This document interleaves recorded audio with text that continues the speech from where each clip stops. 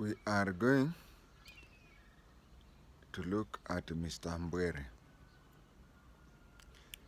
But before I say who Mr. Ambwere is, I want to issue a disclaimer here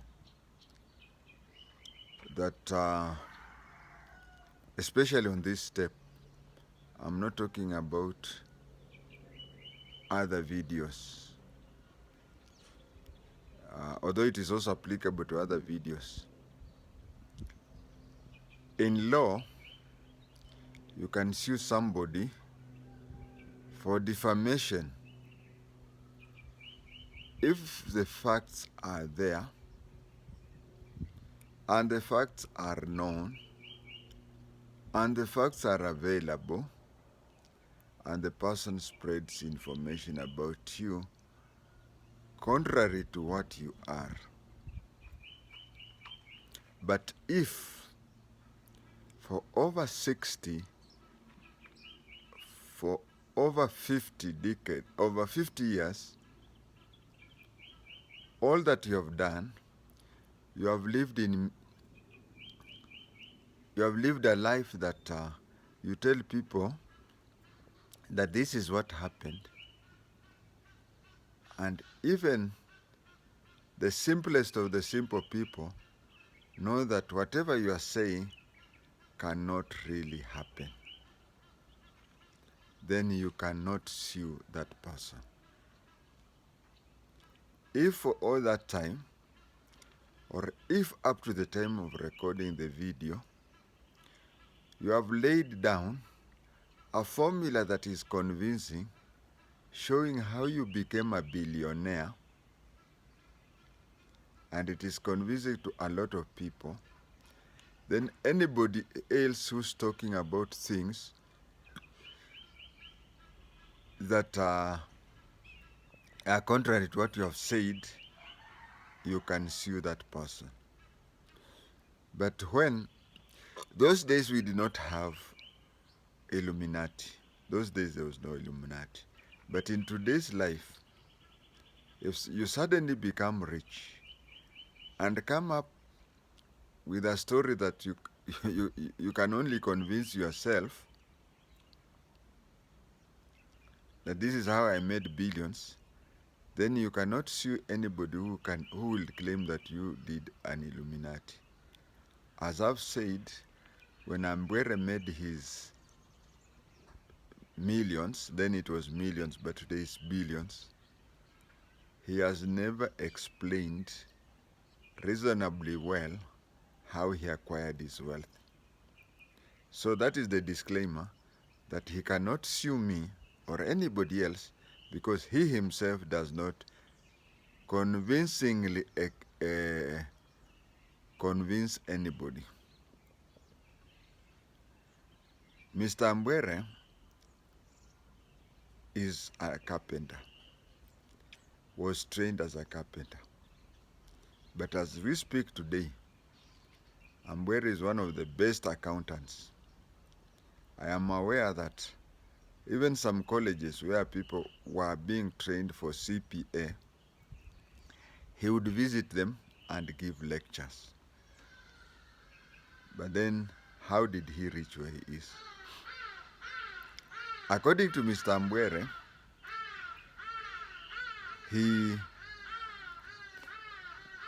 won a tender to supply Kaimosi Hospital with beds.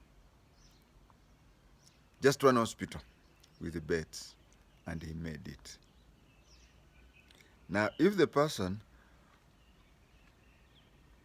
who made the beds became multi-rich, what of the other carpenters who won tenders in other hospitals, even a bigger hospital than Kaimosi? What of the person who won the tender to construct the hospital? Why did he not become super rich? That one is a cover story. The real story, he does not tell. And that leads us into speculation. The most convincing speculation is that 1972, Idi Amin chased Indians from Uganda. Chased them from Uganda. Indians in Kenya were not safe. They felt they were not safe. So they withdrew all their money from banks. That is, in case they are also chased, they can quickly make it out of the country. And you see, with the money in the bank, trying to withdraw, the government knows control or whatever. So they systematically withdrew their money and took them home. That was 1972.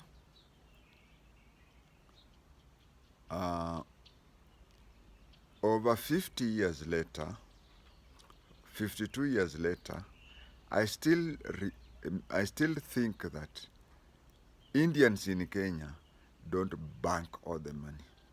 It is even possible that up to today they still have the mattress banking. So, what most people believe, and I also do believe, is that Ambwere's sister was a maid to one of the Indians.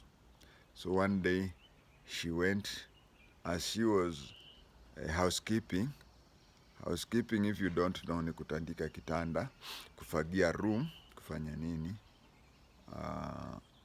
that is housekeeping. So one day when she was tandikaring vitanda, she came across a lot of money. When she came across a lot of money, the person she remembered the closest was her brother, Mr. Ambwere. She showed him the money and he decided to keep the money. He kept the money under the promise that if the Indians would make hell, he would reproduce it. The sister went back and started working normally. Very few people, as a criminologist, I think I know, very few people after stealing that money would want even to be near that house. But she continued working, and she could notice some suspicious looks at her, as if they want to ask her questions or anything, but she behaved as if nothing happened. What happened next? Ambwere invested a lot of money. After investing, building houses, he has built in the western region. Every town, he has a large building where he has built alone. He decided to invest only in Luhya land. Then he reached somewhere, because he was a carpenter, he reached somewhere and saw a certain primary school teacher.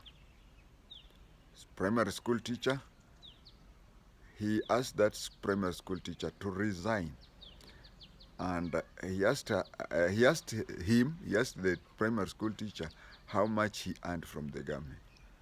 So he calculated how much the teacher would have retired and whatever, and he gave that teacher a lot of money and told that teacher that his duty was simple. When Ambwere is free, so because the teacher did nothing, and he bought the teacher land. So when Ambwere was free, the teacher would start teaching him.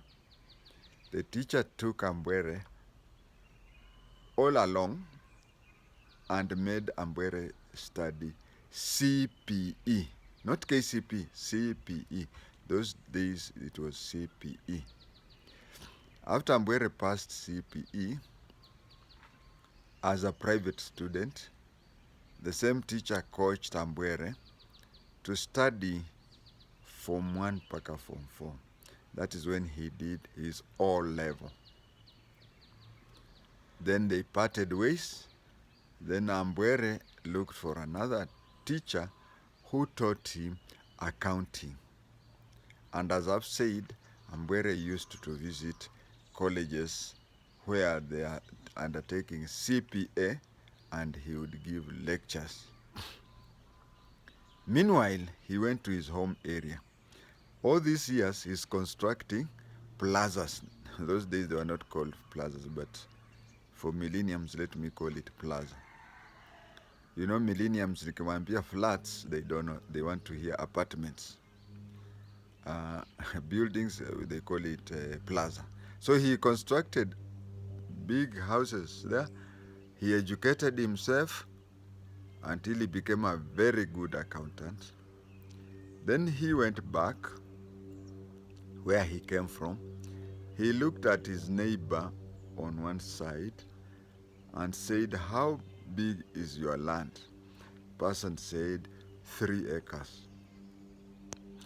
Supposing I buy you 5 acres elsewhere, construct a house for you, and so on and so on, maybe give you a few animals here and there, would you accept? The person said accept. So he bought that person. Then he moved on the other side, that way and that.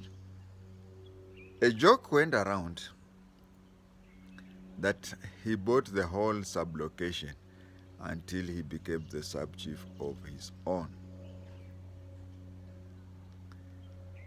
There came a time, during Moi's time, when there was tribal clashes between Luhyas and Nandis in those areas next to Kapsabet town. I had the names Kapsasuli, I had the name Danger, I had those areas. It happened like this. There is a Nandi woman who was married to a Tiriki man. And you know, there are some 2 Luhya sub-tribes that whenever Kalenjins are fighting Luhyas, they have a soft spot for the Luhyas. We have the Tachoni, whose background is the Sabaot or Sebei.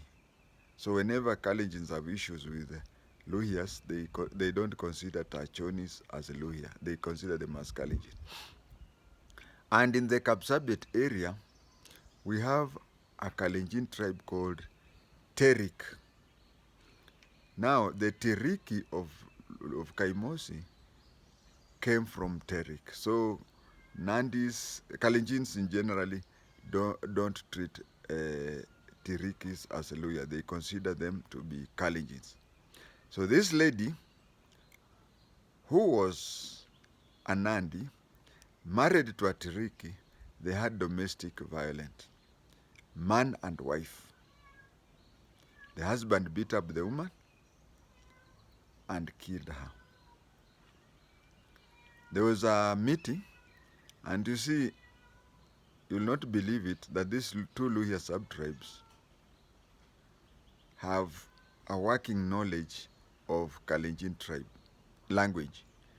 So once they were having a meeting between Nandis and Tirikis, they were talking in Kalenjins, arguing heatedly. A Maragoli will pass by and hear them arguing.